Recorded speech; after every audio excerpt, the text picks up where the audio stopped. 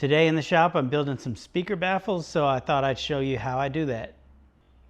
So building a speaker baffle is pretty easy. There's just a few steps to it. It's not really that bad. First thing I do, I've already cut this to size where I'm going to have enough room on the outer edge to make sure that my grill cloth will fit inside of the cabinet. This is a rough cut barnwood cabinet, but if you have a Tolex cabinet, it's the same thing. You cover it with Tolex first, and then you put the speaker baffle and you make sure that you just have a nice gap that's going to be able to make sure that you get your grill cloth around the edge and fit in there right. Then the next thing that I do is I'll take the speaker and set it inside and make sure that you're not going to have any clearance issues. With the chassis is going to be here, the tubes are going to be hanging down. I already know that this design for this cabinet is going to work out, but if you're trying something new, you want to make sure that you have your clearance correct. And I like to cheat it down a little bit, and then once I have the speaker where I want it to be set inside of there, then I'll take a pencil and make my marks. Now I'm making centering marks for the screws that I'm going to use to center up the Okay, so once I have my centering marks in there, I can go ahead and take it out.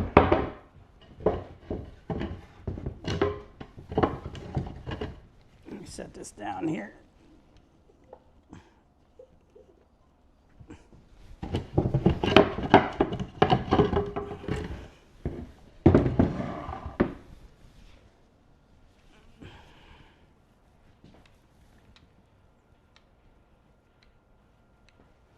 Okay, so now that I have these marks,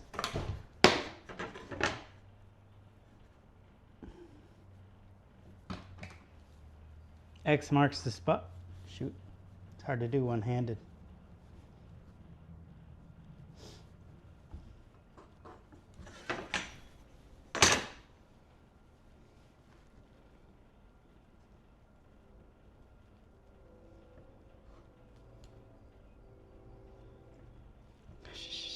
Impossible to do one-handed. Hope you guys appreciate this. Okay, so that's the center right there. Now, this speaker, it is an 8-inch speaker, but that means that it's 7 inches across the cone. So half of 7 is 3.5.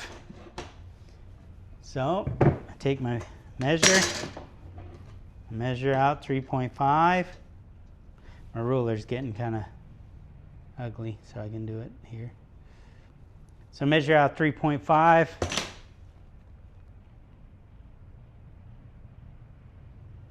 I stick my center.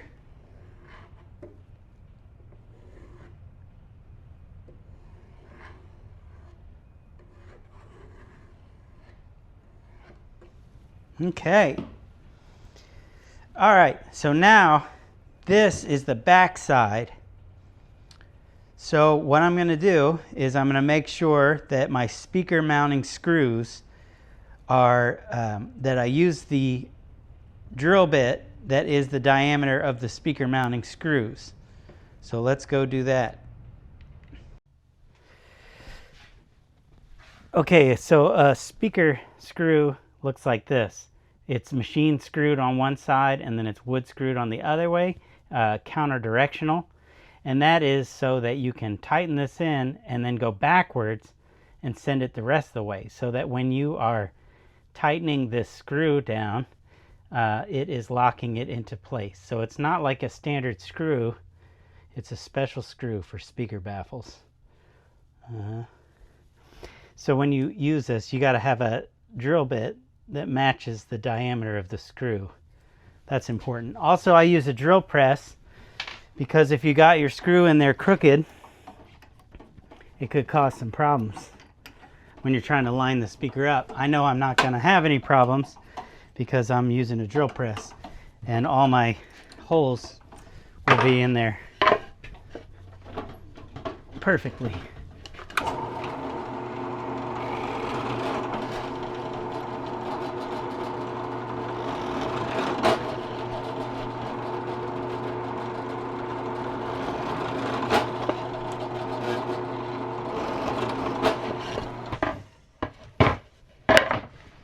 Okay, now I want to flip these over, and now I want to use a countersink bit so that on the front part of the baffle, the one that the grill cloth will be on, I want to countersink these holes right here, just enough to make this screw sit flush inside of there.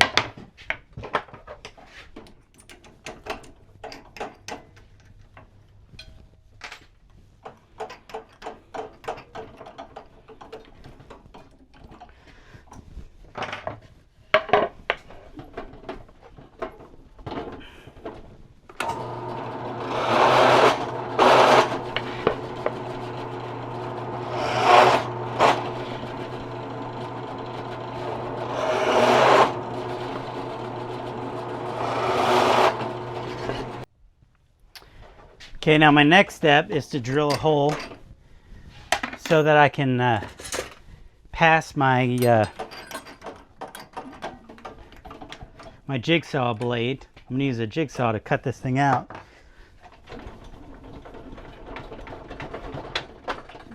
So I just need a hole on the inside of this circle somewhere, anywhere.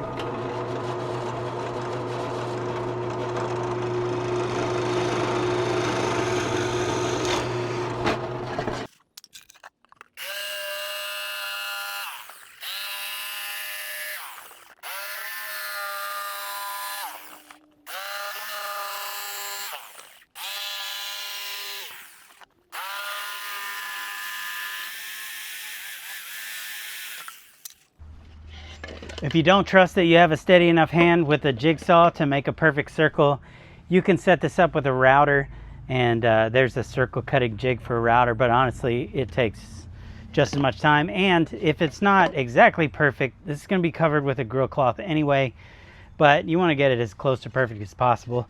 I just choose one side of the pencil mark to keep my blade on, and I keep the blade right up to that part the whole way around. So not hard, but if that seems too hard for you, just use the jig for cutting circles. You drill a hole in the middle, and then it has a little holder that'll hold your router, and you just go around and increase the depth.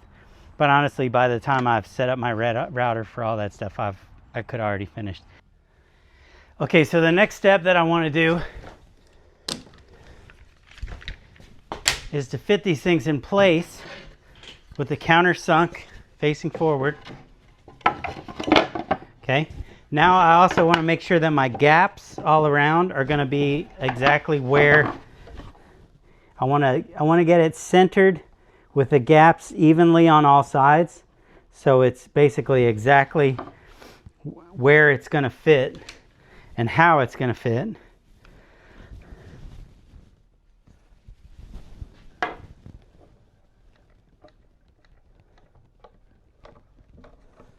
And then I'm going to put a clamp on it.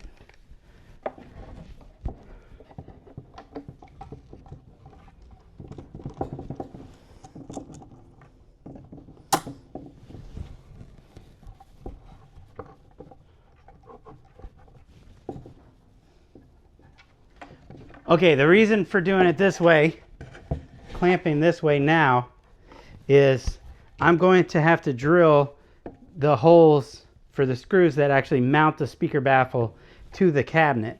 Now when I do that, I want to have this thing clamped in place so that my holes are in the right place, but also so that there is something for my drill to push against as I'm doing that.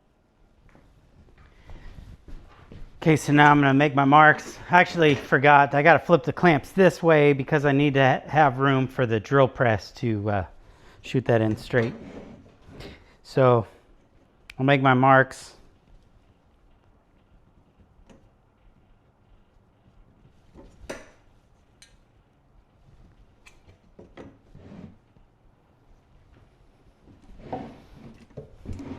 For where I want that.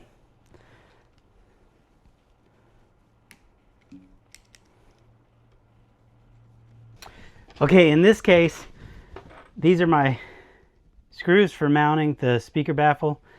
And in this case, since I'm gonna line up all 4 of these screws have to go through, I'm actually going to go larger than the diameter, right? Because once I cover this and I get in there, if I get 3 screws in but then I can't get the 4th one in, I'm in trouble. So to prevent that from happening, I'll put a little cheater room around each hole, because they have nice wide flat heads that will cover a hole that's a little bit larger. So I'm not going crazy, but I do have a little bit more give in any direction to make sure that these don't bind up or get out of alignment when you're trying to screw four holes into something.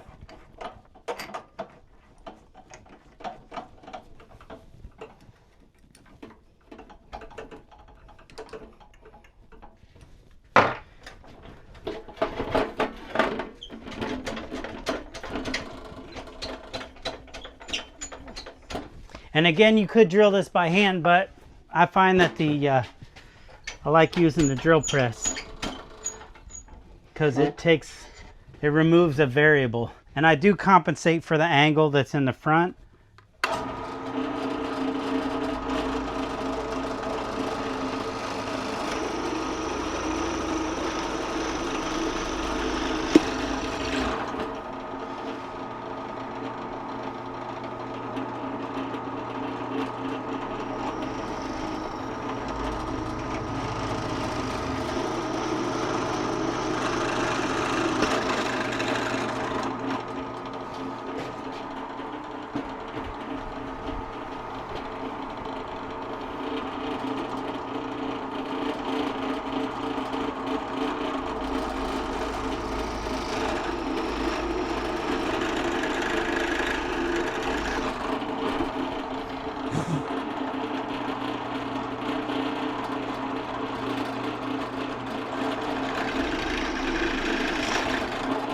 See right there, I got this guy caught on that. I had to turn it, but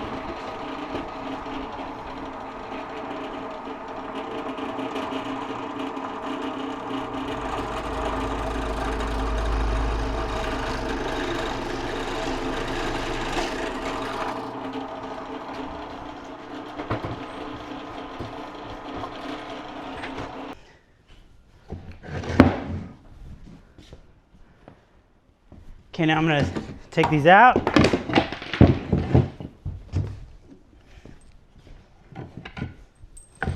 And onto those bolts.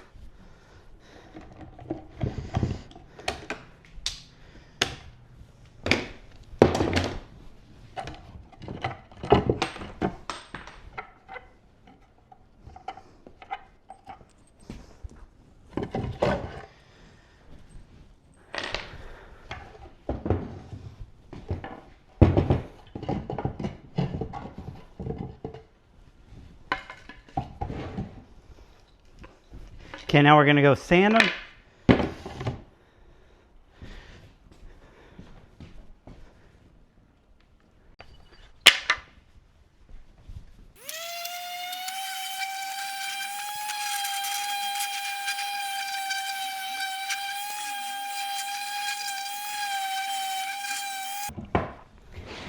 Okay, so now I'm going to put these special screws for speaker holding.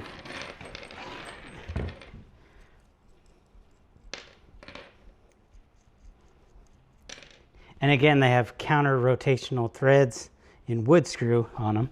So what I do is I run them through on the side where I've already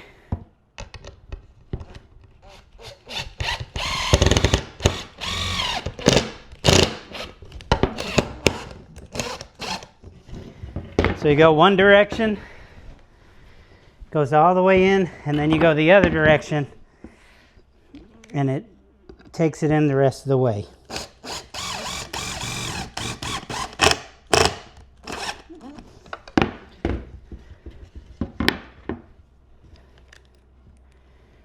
And again, this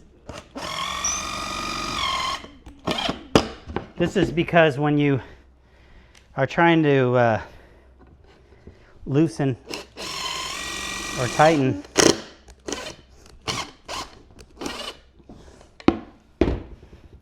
you need the threaded wood screw going the other direction so that it doesn't just turn in there when you try and loosen it. It actually is, when you're loosening on this side, it's tightening it on the other side so it doesn't get stuck. Some manufacturers will use T-nuts and then run a bolt.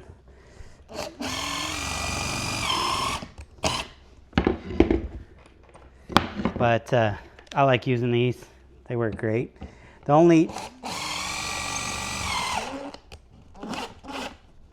downside with these is if you go too far when you're putting it in, you can kind of strip it out in a way that leaves nothing left for that wood screw to bite into. So you don't want to do that. You don't want to go in too far. Once it gets close, there you go. All right, now that I have these, I use these as natural standoffs for when I paint these baffles. I'll do the back side first, and then I'll flip it over and paint this side. So that's what's next. Painting.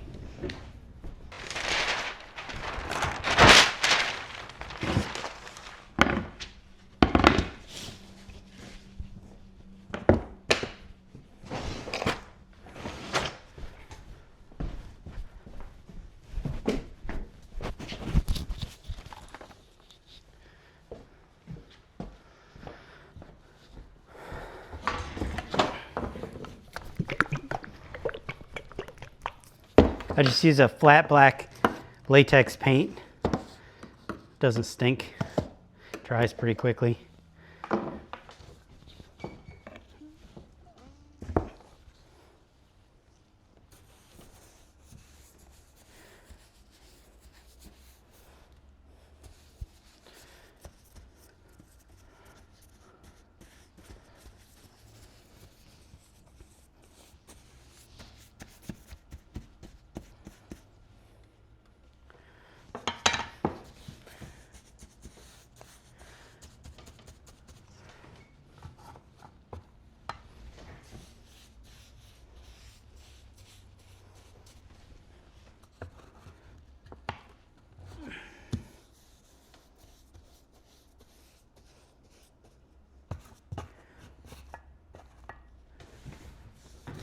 Now you want to make sure you get everything black because you don't want a light colored wood to show through your grill cloth.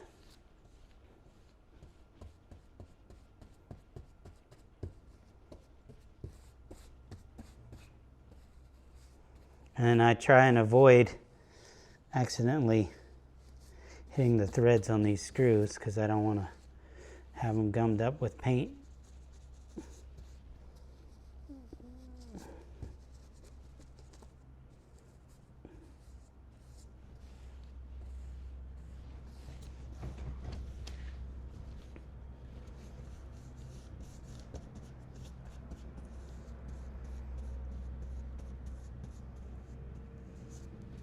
You can kind of hide your brush strokes if you just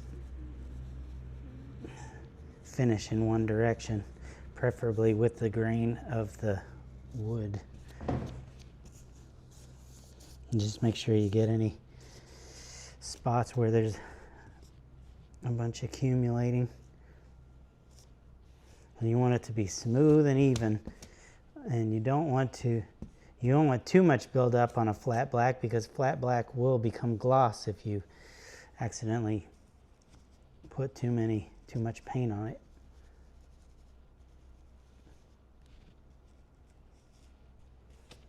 So I just smooth out those brush strokes.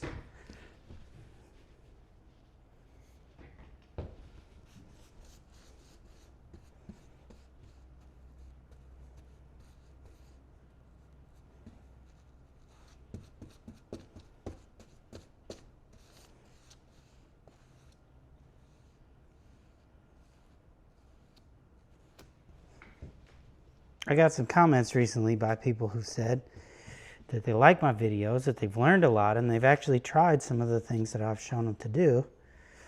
And I gotta be honest with you, that's why I'm recording this video right now, because I really do hope somebody will learn something. One day I'll get hit by a bus or something, and no one will know how some of this is done. Now, that's not to say this is the only way of doing any of this stuff, but I do this for a living, so I can tell you that the stuff that I show you is the stuff that I actually do and make money with, but so it's stuff that I've kind of honed over the years for whatever that's worth. Now, honestly, I could have honed doing it the wrong way, but it works for me, so hopefully it'll give you at least an idea of what you can try.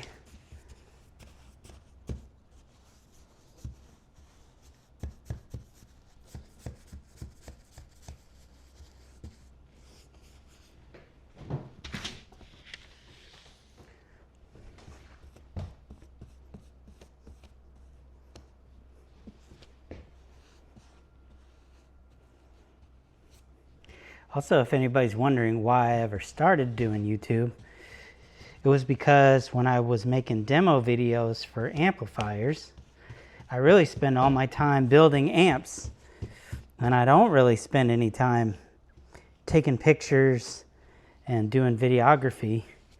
But if you're going to have a business, you have to learn how to do that stuff. And I realized that my stuff was not, my videos and my pictures were not very good, and I wanted to get better. But I found that since I still spend most of my time building amps and not messing around with videography or photography, that, man, I was really struggling, because every time I would pick that stuff up, a camera, it's like I would have to relearn all the settings and what was I doing, and I couldn't afford to pay somebody to do it.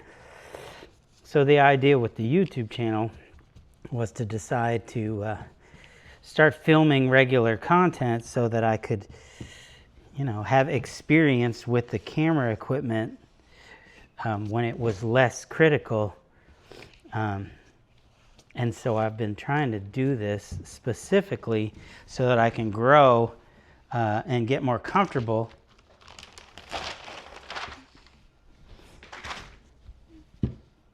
for when I finish an amp and need to demo it. That's really what this is all about. But I've also had fun doing this and think I'll keep doing it. I definitely have not arrived from the perspective of shooting videos. I mean, I'm a one-man show, so I have to film and do the work at the same time.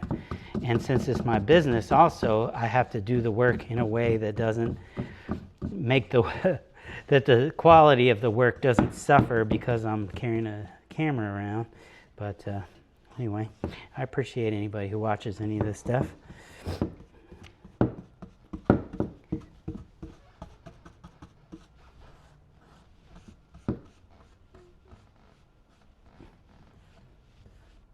Now this is Baltic birch plywood. I guess I haven't said that yet this is void-free Baltic birch.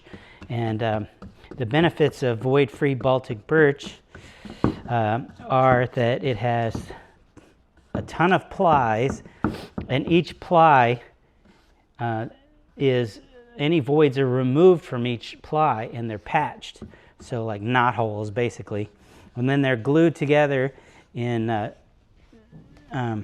varying orientation of the grain to give it strength and stability.